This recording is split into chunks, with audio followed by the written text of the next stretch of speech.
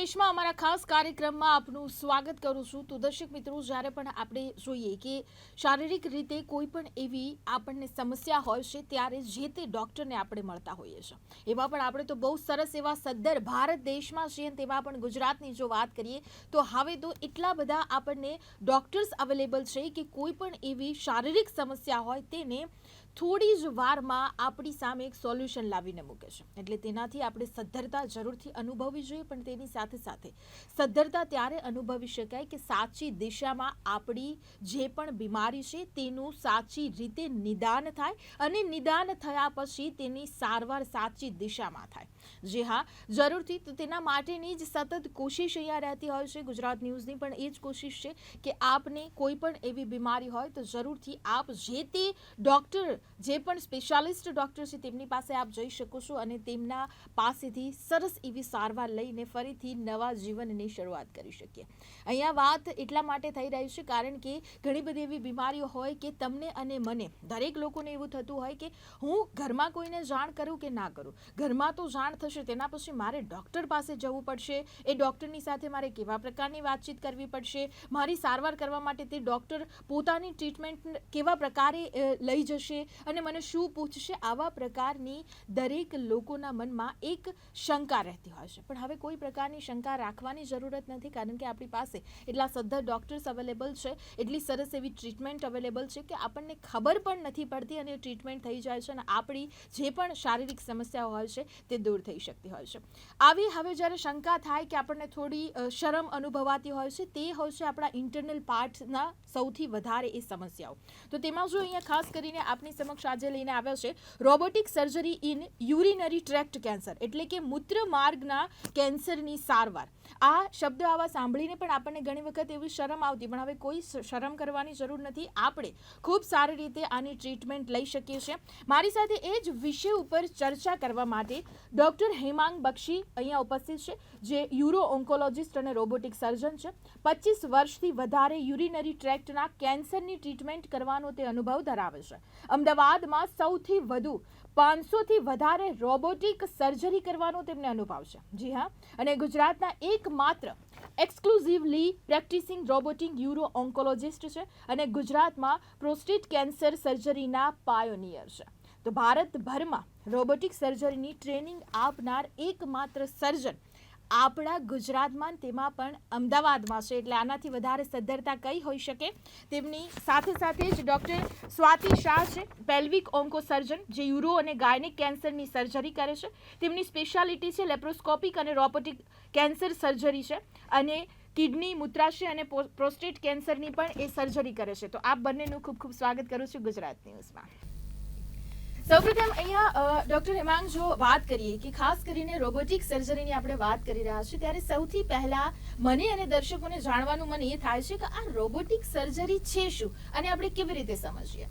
હવે છેલ્લા અમુક વર્ષો, 30 થી 40 વર્ષમાં સર્જરી, એસ્પેશિયલી એબડોમિનલ સર્જરી અથવા યુરિનરી ટ્રેક્ટની કેન્સરની સર્જરીમાં એક ક્રાંતિકારી ટેકનોલોજીકલ ઇવોલ્યુશન આવેલું છે. સૌ પ્રથમ થોડા વર્ષો પહેલા સર્જરી ઓપન સર્જરી, એટલે ચીરો મારીને આપણે પેટની અંદર ઓપરેશન વિવિધ જાતના કરીએ, ટ્રેડિશનલ મેથડ ઓફ સર્જરી પ્રચલિત હતી.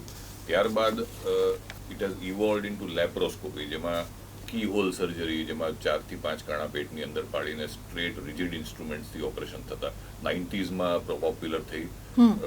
અને એ પછી since the turn of the millennium 2000ની સાલથી છેલ્લા 20 વર્ષમાં રોબોટિક સર્જરીએ ખૂબ આગળ એનું નામ કરેલું છે, કારણ કે રોબોટિક સર્જરી એ ઓપન સર્જરી અથવા લેપ્રોસ્કોપી કરતાં ઇઝીયર મેથડ ઓફ સર્જરી છે. એ પેશન્ટ માટે પણ એનું રિકવરી વધારે ફાસ્ટ છે અને સર્જન માટે પણ is of performing the surgery વધારે જોવા મળે છે. એટલા માટે રોબોટિક સર્જરીમાં રોબોટના ઉપયોગથી સર્જન ઓપરેશન કરી અને 5 કે 6 નાના કાણા પેટની અંદર પાડી અને મોટાભાગની એબડોમિનલ કેન્સર સર્જરીઝ કે સ્પેશિયલી યુરિનરી ટ્રેક કેન્સર સર્જરીઝને સફળતાથી ઓછી તકલીફ સાથે કરી શકે છે. જી, બિલકુલ ડૉક્ટર સ્વાતિ અહીંયા એક સવાલ એ થતો હશે મોસ્ટલી લોકોને કે રોબોટિક સર્જરી એટલે શું રોબોટ જાતે સર્જરી કરે છે આ એક સવાલ થતો હશે કારણ કે ઘણી વખત લોકોએ રોબોટને ટીવીમાં જોયા છે વાંચ્યા છે એટલે એમની મગજમાં એક ઇમેજ બેસેલી છે તો આપની પાસેથી અમે જાણવા માંગીશું કે રોબોટ જાતે ઓપરેશન કરી શકે ये एक मान्यता है कि रोबोट ऑपरेशन करेगा रोबोटिक सर्जरी में। कई बार पेशेंट हमसे सामने से ऐसा पूछते हैं कि मैडम अगर रोबोट करेगा कुछ गड़बड़ हो गई, पर ऐसा नहीं है। ये रोबोटिक सर्जरी है पर इसमें जस्ट ट्रांसमिशन होता है। जो भी मूवमेंट्स हम करते हैं बैठ के, हमारे हाथों से जो मूवमेंट्स होगी वही वहाँ पे 100% ट्रांसफ़र होती है। इनफैक्ट बेटर तरीके से ट्रांसफ़र होती है। जो किसी को ट्रेमर्स भी आ सकते हैं या हमारी जो फाइनल मूवमेंट्स है उसको बेटर तरीके से वो ट्रांसमिट करता है। रोबोट अपनी तरफ से ऑपरेशन करे ऐसा तो पॉसिबल हो ही नहीं सकता है, क्योंकि ह्यूमन बॉडी एक मशीन नहीं है कि ये चीज़ यहीं पे होगी ये चीज़ यहीं पे होगी। ह्यूमन बॉडी में इतने डिफरेंसेस होते हैं, कोई भी दो इंसान सेम होते ही नहीं है। जी तो अंदर जाके एक ऑपरेशन हमने टाइप कर दिया और इस प्रकार से हो जाएगा, ऐसा पॉसिबल ही नहीं है। तो इस प्रकार की मशीन नहीं है ये रोबोटिक सर्जरी। इसमें जस्ट ट्रांसमिट होता है, जो भी सर्जरी हम कर रहे हैं, हम देख रहे हैं, वो ट्रांसमिट होता है। इवन जो अंदर मूवमेंट्स हो रही हैं वो एग्जैक्टली हमें 3D वे में ऐसा हमें दिखाई देता है और जो हम करते हैं वो वहाँ पे ट्रांसमिट होता है। જી ડૉક્ટર હેમાંગ રોબોટિક સર્જરીના અહીંયા ફાયદાઓ આપણે કેવી રીતે સમજીશું કારણ કે અત્યાર સુધી લોકો પાસે ડૉક્ટર સર્જરી કરે છે એટલી જ ખબર હતી હવે રોબોટિક સર્જરી એક કહેવાય કે ખૂબ સારું એવું ઉદાહરણ આપણી પાસે ને ઘણો બધો ફાયદો કરાવે છે એવું સાંભળ્યું છે એકચ્યુઅલી આના ફાયદા કેવી રીતે સમજીએ હવે અમુક રોબોટિક સર્જરીના કોઈ પણ રોબોટિક સર્જરીના જનરલ ફાયદા છે જેમ કે કી હોલ સર્જરી કે મોટો ચીરો નથી આવતો, that is the first benefit which you can see. એ પછી બ્લીડિંગ ઓછું થાય કારણ કે અંદરનું પ્રેશર પેટની અંદર વધારે ગેસ ભરીને કરવામાં આવે છે જેથી બ્લીડિંગ ઓછું થાય, બ્લડ આપવાની જરૂર ના રહે. ત્રીજું પોસ્ટ ઓફ દુખાવો ઓછો થાય કારણ કે મોટો ચીરો આવતો નથી. ત્રીજું ફંક્શનલ રિકવરી, જે પણ ઓર્ગનમાં સર્જરી કરીએ તો રિકવરી ઝડપી થાય, દર્દી વહેલો બેઠી થઈને પોતાની એક્ટિવિટીઝ જલ્દી કરી શકે, ડિસ્ચાર્જ હોસ્પિટલમાંથી જલ્દી મળે. આ બધા જનરલ રોબોટિક્સના ફાયદા છે. સ્પેસિફિક ઓર્ગન્સની સ્પેસિફિક સર્જરીના ફાયદા આપણે પછી ચર્ચા કરીએ, પણ આ મુખ્ય ફાયદા રોબોટિક્સના આ છે. અને સર્જનની ease of performing the surgery, that is the greatest advantage. કારણ કે સર્જન બેઠા બેઠા કોન્સોલ ઉપર પોતાને હાથની મૂવમેન્ટથી રોબોટ દ્વારા આ સર્જરી કરી શકે છે, જે એક ખૂબ મોટો ફાયદો છે. જ્યારે લેપ્રોસ્કોપીમાં પણ 5 કાણામાંથી સર્જરી થાય છે તો રોબોટિક સર્જરી માટે શું કામ જવું, પણ લેપ્રોસ્કોપી એમાં ઇન્સ્ટ્રુમેન્ટ્સ જે છે એ ફ્લેક્સિબલ નથી હોતા. જ્યારે રોબોટિક સર્જરીમાં ઇન્સ્ટ્રુમેન્ટ્સ ફ્લેક્સિબલ હોય છે અને સર્જનને કમ્ફર્ટેબલી બેસી અને 3 થી 4 કલાક જેવી જટિલ સર્જરીઓ તે કરી શકે છે, જેથી કરીને દર્દી અને ડૉક્ટર સર્જન બંને માટેના રિઝલ્ટ્સ રિલેટિવલી વધારે સારા જોવા મળે છે as compared to other methods of surgery like laparoscopy and open. જી બિલકુલ ડૉક્ટર સ્વાતિ કયા ઓપરેશનમાં રોબોટનો ઉપયોગ સૌથી વધારે જોવા મળે છે ને સૌથી વધારે થાય છે? रोबोट का फ़ायदा यूरो ऑन्कोलॉजी में खास करके देखा गया है और स्पेशली पेल्विक सर्जरी में, यानी कि पेट के नीचे के भाग को हम पेल्विक्स बोलते हैं. उसमें क्या होता है कि जब हम ऑपरेशन करने जाते हैं वो पार्ट थोड़ा दूर होता है और थोड़ा नैरो डाउन हो जाता है. तो ऐसे में जो रोबोटिक इंस्ट्रूमेंट्स हैं और जो रोबोट का कैमरा है वो हमें स्पेसिफिकली एडवांटेज देता है. वो 3D विजन प्रोवाइड करता है, हाई डेफिनेशन प्रोवाइड करता है और 10 टाइम्स मैग्नीफिकेशन देता है. तो अंदर जाके एकदम ऐसे एरिया में जो कि हम शायद ओपन सर्जरी से भी नहीं पहुंच पाते. कुछ सर्जरीज एक्चुअली ऐसी हैं जो हम ओपन सर्जरी से भी नहीं कर पाते, उतना ज़्यादा अच्छे तरीके से हम रोबोटिक सर्जरी से कर पाते हैं. तो स्पेसिफिकली यूरो ऑन्कोलॉजी में इसका काफ़ी बेनिफिट देखा गया है. उसी प्रकार से गायनेक ऑन्कोलॉजी में भी काफ़ी बेनिफिट देखा गया है.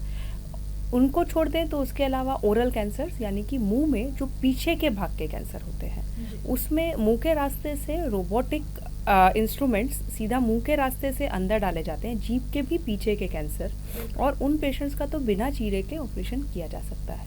तो ओरल कैंसर एक और जगह है जहाँ पे इसका बेनिफिट होता है.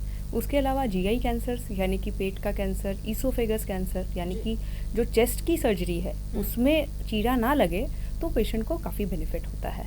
तो थोरेसिक सर्जरीज, जीआई सर्जरीज में भी रोबोट का काफ़ी फ़ायदा देखा जाता है. જે બિલકુલ ડૉક્ટર હેમાંગ, પ્રોસ્ટેટ કેન્સરમાં ખાસ રોબોટિક સર્જરીના ફાયદા આપણે કેવા અહીંયા જોવા મળતા હોય છે?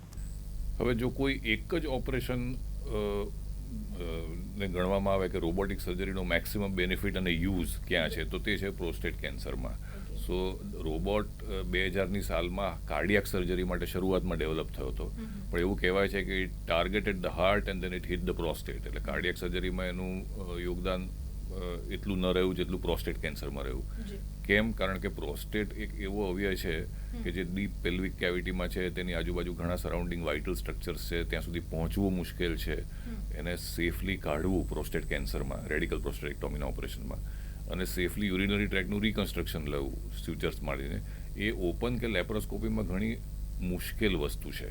માટે રોબોટિક સર્જરી સ્પેસિફિકલી પ્રોસ્ટેટ કેન્સરમાં, રેડિકલ પ્રોસ્ટેટેક્ટોમીના ઓપરેશનમાં, જેમાં આખી પ્રોસ્ટેટ કાઢી નાખવામાં આવે છે, આ ઓપરેશનમાં એનું સૌથી વધારે યોગદાન કોઈ પણ રોબોટિકના ઓપરેશન કરતાં વધુ છે. અને it is the most common operation performed world wide with the robot, એવું કહી શકાય. જી, જરૂરથી. ડૉક્ટર સ્વાતિ, કિડની કેન્સરની જો અહીંયા વાત કરીએ તો કિડની કેન્સરમાં કિડની બચાવવાનું કામ રોબોટ દ્વારા થઈ શકે છે? अभी किडनी बचाने की सर्जरी यानी कि पार्शियल नेफ्रेक्टमी काफ़ी हद तक हम पेशेंट्स में कर पाते हैं. उसका कारण एक तो ये है कि पेशेंट्स को किडनी का ट्यूमर जल्दी पता चलता है. अभी कोरोना के हिसाब से आप इसे ब्लेसिंग इन डिस्गाइज कह सकते हैं कि पेशेंट्स का होता सीटी स्कैन चेस्ट के लिए है, पर साथ में किडनी का ट्यूमर पकड़ में आ जाता है.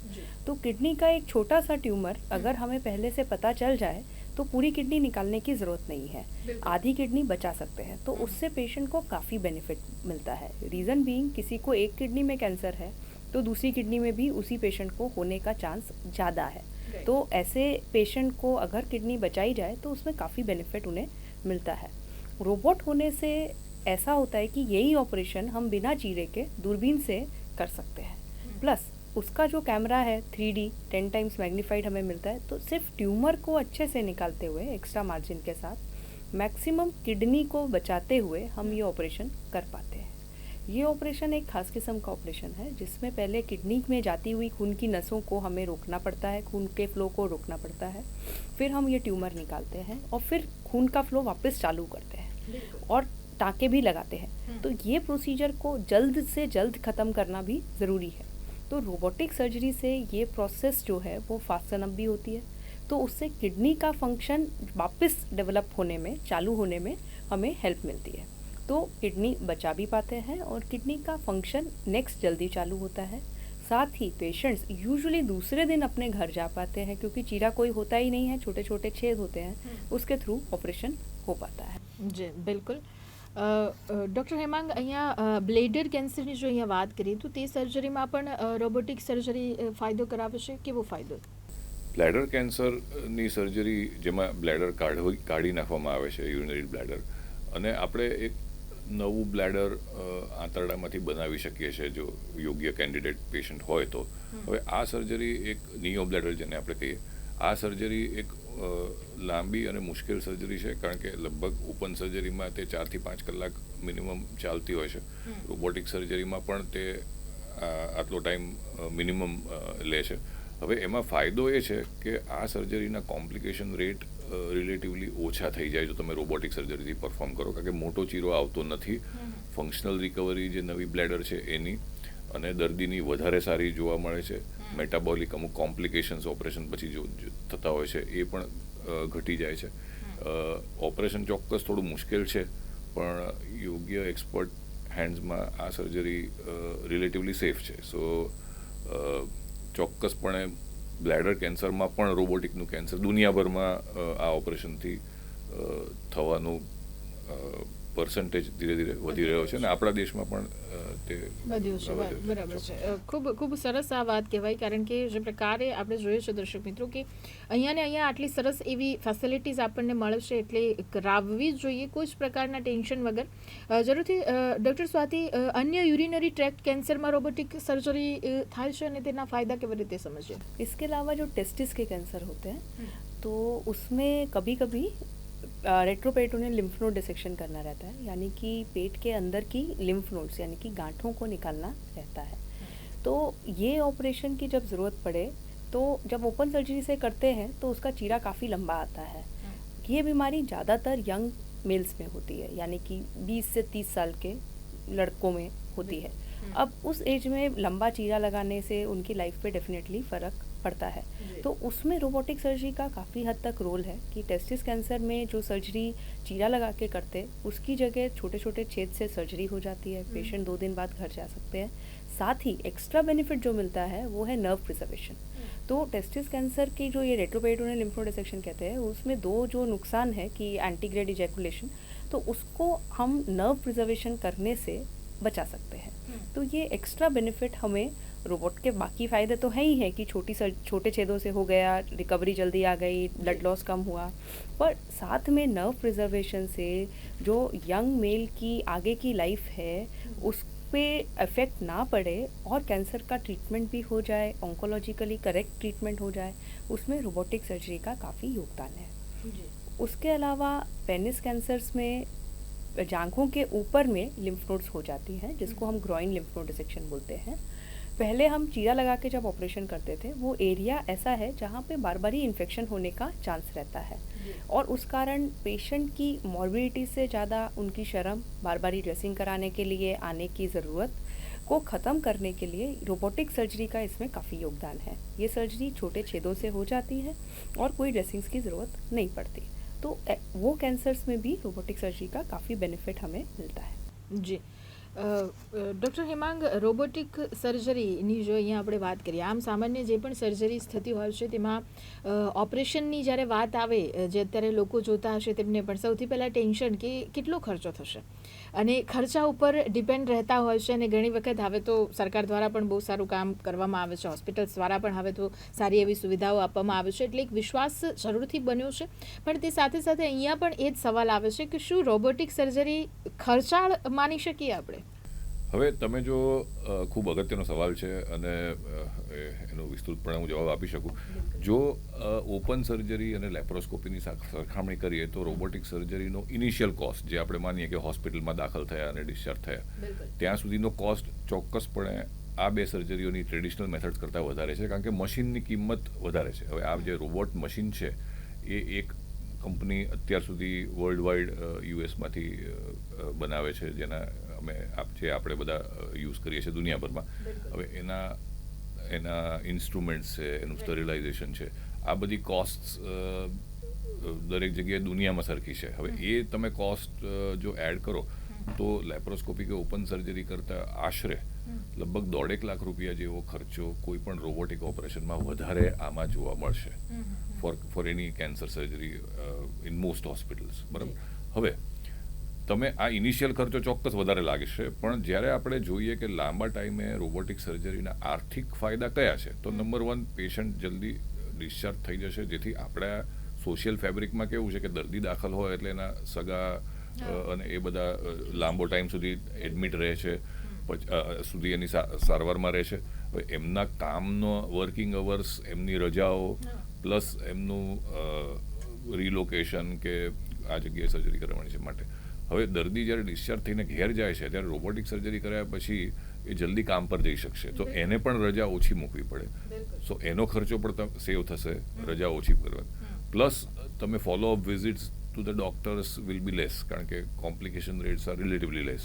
સો આ બધા બેનિફિટ્સ તમે લાંબા ગાળે મૂકો તો એ એક્સપેન્સનો અમુક હિસ્સો તો ચોક્કસપણે તમને રિએમ્બર્સ થઈ જાય. સો લાંબા ગાળે ખર્ચાનો ડિફરન્સ એટલો બધો નથી જોવા મળતો. અને હવે બીજા અમુક ચેન્જીસ થઈ રહ્યા છે રોબોટિક્સના ફિલ્ડમાં, જ્યાં રોબોટિક ઇક્વિપમેન્ટ સસ્તા થઈ જશે અને hopefully we will be able to do it at still lesser cost. અને આપણા દેશમાં બીજા દેશો કરતાં રોબોટિક સર્જરીનો કોસ્ટ ઘણો ઓછો છે. ઇવન એશિયન કન્ટ્રીઝની વાત કરીએ, ફોર એક્ઝામ્પલ થાઈલેન્ડ, મલેશિયા, તો આપણા દેશમાં હજી આપણે સારા રેટ્સથી રોબોટિક સર્જરી કરી શકીએ. જી, જરૂરથી, એકદમ વાત આપણે સાચી કહી છે. ડૉક્ટર સ્વાતિ, કેન્સરમાં રોબોટિક સર્જરી પછી અન્ય સારવારની જરૂર પડી શકે છે? रोबोटिक सर्जरी से पूरा इलाज हो जाएगा ऐसा ज़रूरी नहीं है, डिपेंड करता है कि किस टाइप का कैंसर है। कई कैंसर्स में बाद में रेडियोथेरेपी, कीमोथेरेपी की ज़रूरत पड़ सकती है। तो इस मान्यता को हम मान लें कि जस्ट कि बस रोबोटिक का हो गया वही खर्चा है, तो वो गलत है। तो इसीलिए ज़्यादातर जो पेशेंट्स हमारे पास आते हैं, हम उनको उसी वक्त पूरा एस्टिमेट का आइडिया दे देते हैं कि बाद में हाँ आपको इसकी भी ज़रूरत पड़ सकती है, रेडियोथेरेपी की ज़रूरत पड़ सकती है, कीमोथेरेपी की ज़रूरत पड़ सकती है, कई बार किडनी कैंसर में इम्यूनोथेरेपी की ज़रूरत पड़ती है। तो आगे कोई ट्रीटमेंट की डेफिनेटली ज़रूरत पड़ सकती है। ये कोई जादू नहीं है कि आपने एक बार रोबोटिक सर्जरी करा दिया तो और कोई कैंसर ट्रीटमेंट की ज़रूरत नहीं है। જી ડૉક્ટર હેમાંગ એ સાથે જ આગળ જો એ જ વાતને થોડી આપણે આગળ વધારીએ તો ઘણી વખત લોકોને જે પ્રમાણેના ક્વેશ્ચન રહેતા હોય છે કે સપોઝ એમને એવું લાગે છે કે રોબોટિક સર્જરી જે છે અને એમના મગજમાં એક માનસિકતા એવી છે દરેક લોકોને જેટલી મોંઘી સર્જરી છે એટલું જલ્દીથી સારું થશે ને આપણને કશું જ આગળ નથી થવાનું. આ એક માનસિકતા જે બંધાઈ છે એને આપ કેવી રીતે અહીંયા લોકોને કહેશો? કારણ કે રોબોટિક સર્જરી કરાવી આટલી મોંઘી તો કરાવી છે, હવે કોઈ જ પ્રકારને આપણને તકલીફ નથી થવાની. સર્જરી જ્યારે આમ સામાન્ય સર્જરી જે બીજી સર્જરીઓ છે રોબોટિક સિવાયની સર્જરી કરતા ત્યારે પાછળ ઘણીવાર કોમ્પ્લિકેશન્સ ક્રિએટ થતા હોય છે અને તેનું ધ્યાન પણ એટલું રાખવું પડે. તો રોબોટિક સર્જરી કર્યા પછી કોમ્પ્લિકેશન્સ શું ક્રિએટ એટલા થાય છે, એમાં ખાસ કરીને દર્દીએ શું કાળજી રાખવાની જરૂરત છે? હવે એ સમજવાની જરૂર છે કે રોબોટ ઇઝ અ ટેકનોલોજી, એટલે એ ટેકનોલોજીથી સર્જરી સરળ થાય, સારી રીતે થાય, રિકવરી ઝડપી થાય. જ્યાં સુધી કેન્સરની સર્જરીનો સવાલ છે ત્યાં સુધી કેન્સર દર્દીના સ્ટેજ પ્રમાણે છે. ફોર એક્ઝામ્પલ, સપોઝ ફર્સ્ટ સ્ટેજનું કિડની કેન્સર છે જેમાં આપણે રોબોટિક સર્જરી કરીને કિડનીને બચાવી છે અને કેન્સર નીકળી ગયું, તો અમે પહેલેથી જ કહી દઈએ છીએ કે 90 to 95% ચાન્સ છે કે તમને કેન્સર ફરી નહીં થાય. અને અમુક કેન્સર એવા છે કે ફોર એક્ઝામ્પલ પ્રોસ્ટેટ કે બ્લેડર કેન્સર કે જો થોડા આગળ વધેલા હોય ને તમે એમાં સર્જરી કરો તો એ પણ સમજાવી દઈએ છીએ કે આની ઉપર રેડિયેશન કે કિમોથેરાપીની જરૂર પડશે. So cancer does not differentiate between robotic, open or laparoscopy. એ એના ગુણધર્મ પ્રમાણે આગળ વધશે. પણ રોબોટિક ટેકનોલોજી ફક્ત સર્જરી આસાન થાય એના માટેની ટેકનોલોજી છે. કેન્સર મટાડવાનો જ્યાં સુધી સવાલ છે ત્યાં સુધી સર્જરી એક ભાગ છે, પણ એ સિવાય બીજી સારવારની જરૂર પડી જ શકે. તે ઉપરાંત કોમ્પ્લિકેશનનો જ્યાં સુધી સવાલ છે તો ચોક્કસપણે સર્જરી રોબોટિકથી કરાવો તો કોમ્પ્લિકેશન રેટ ઓછો થાય જ છે. એ દુનિયાભરમાં સાબિત થઈ ચૂકેલું છે ઘણા બધા ટ્રાયલ્સમાં. સો કારણ કે મેગ્નિફિકેશન વધારે છે, ઇઝ ઓફ સર્જરી વધારે છે અને રિકવરી વધારે સારી છે, તો કોમ્પ્લિકેશન રેટ્સ આર લોઅર દેન ઓપન સર્જરી ઓર લેપ્રોસ્કોપી, એટલું કહી શકાય. પણ નથી જ કે રોબોટિક કરાવી માટે કશું મને થશે જ નહીં અને એવી કોઈ ગેરંટી હોતી નથી. એ સમજવું ખૂબ જરૂરી છે. જી બિલકુલ.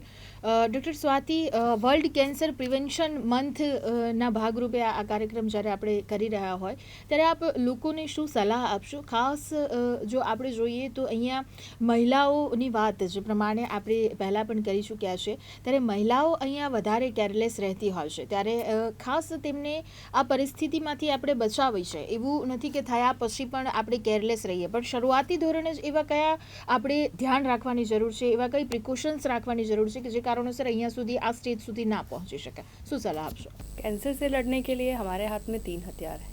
पहला है प्रिवेंशन, दूसरा है स्क्रीनिंग टेस्ट और तीसरा है early diagnosis and treatment.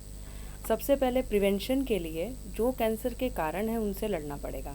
Cancer के कारण कुछ स्मोकिंग है, कुछ हार्मफुल टॉक्सिक सब्सटेंसेस है जो हम बोलते हैं कि हाँ वो नहीं करेंगे तो होने रिस्क कम हो सकता है. हमारे लाइफस्टाइल फैक्टर्स हैं, डाइटरी हैबिट्स हैं, अगर हम वो सब अच्छा रखेंगे तो कैंसर का रिस्क कम हो सकता है. साथ में अभी वैक्सीन्स अवेलेबल हैं जो कि HPV वैक्सीन सर्विक्स कैंसर के लिए, लिवर कैंसर के लिए हेपेटाइटिस की अगर वैक्सीन ली हो तो वो हेल्प करती है. उसी प्रकार से EBV के लिए भी वैक्सीन है जो कि ओरल कैंसर्स में हेल्प करती है. तो ये वैक्सीन से कैंसर होने का चांस कम हो सकता है. उसके ये प्रिवेंशन की बात है कि कैंसर को होने से रोकें. दूसरा हथियार है स्क्रीनिंग टेस्ट, यानी कि जो नॉर्मल लोग हैं उनमें कुछ टेस्ट किए जाएं जिससे हम कैंसर को पहले से या होने के पहले से पकड़ सकें. फीमेल्स में पैप स्मीयर की बात करते हैं जिससे कि हम कैंसर की पहले की स्टेज यानी कि प्री कैंसर को पकड़ सकें. उसी प्रकार से मेल्स में जो प्रोस्टेट कैंसर सबसे कॉमन है उसके लिए PSA टेस्ट किया जाता है जिससे हमें कैंसर के होने का चांस का पता चलता है. तीसरी चीज़ सबसे इम्पोर्टेंट है अर्ली डायग्नोसिस एंड ट्रीटमेंट, यानी कि आप खुद और आपके आसपास वाले लोग अपने आप को फ्री समझें कि कोई भी सिम्टम उन्हें महसूस हो रहा है या लग रहा है तो वो फ्रीली आपको बता सकें या अपने आसपास के लोगों को बता सकें और डॉक्टर को रिपोर्ट कर सकें, जिससे उसका ट्रीटमेंट हो पाए। જી બિલકુલ. તો દર્શક મિત્રો, આ મહત્વની ચર્ચા અહીંયા કરી. ખાસ કરીને જ્યારે પણ આપણે પ્રિકોશન લેવાની ખૂબ જરૂરત છે અને તેમાં પણ વર્લ્ડ કેન્સર પ્રિવેન્શન મંથની ખાસ આ ભાગરૂપે આ કાર્યક્રમ આપની સામે અમે પ્રસ્તુત કરી રહ્યા હોય ત્યારે આપણને કોઈ પણ એવા સિમ્ટમ્સ દેખાશે, એવા કોઈ લક્ષણો જો આપણને લાગે છે તો મહેરબાની કરીને આપણી ટેસ્ટ કરાવી લેવું જોઈએ અને જેમ બને તેમ જલ્દીથી સારવાર કરીને ખાસ જ્યારે હવે એ સારવાર કરવી અને બહુ જ મોટા પહાડને લાંઘવા જેવી પરિસ્થિતિ નથી, બહુ આપણે સદ્ધર છે જે શરૂઆતમાં કહ્યું તેવી રીતે. અને અહીંયા જ આપણા ગુજરાતમાં જ અમદાવાદમાં જ આપણને ખૂબ સારા એવા ડૉક્ટર્સ હોસ્પિટલ જ્યારે અવેલેબલ હોય ત્યારે આપણે ત્યાં જલ્દીથી પહોંચી અને એક નવી શરૂઆતની જરૂરથી મુહિમ કરવી જોઈએ તેવું અહીંયા અમે માન્યું છે ને આપની સમક્ષ જરૂરથી તે વાત આ સમય દરમિયાન મૂકીએ છીએ, કારણ કે તેના થકી જ આપણા જીવનને ખૂબ સરસ બનાવી શકીએ છીએ અને ખૂબ સારી એવી સારવાર પણ આપણને મળી શકે છે. તો આ તમામ પ્રકારની ચર્ચાઓ મારી સાથે ડૉક્ટર હેમાંગ અને ડૉક્ટર સ્વાતિ જોડાયા હતા. ખૂબ ખૂબ આભાર. Thank you very much. તો દર્શક મિત્રો, ફરીથી મળીશું, ત્યાં સુધી મને રજા આપશો. નમસ્કાર.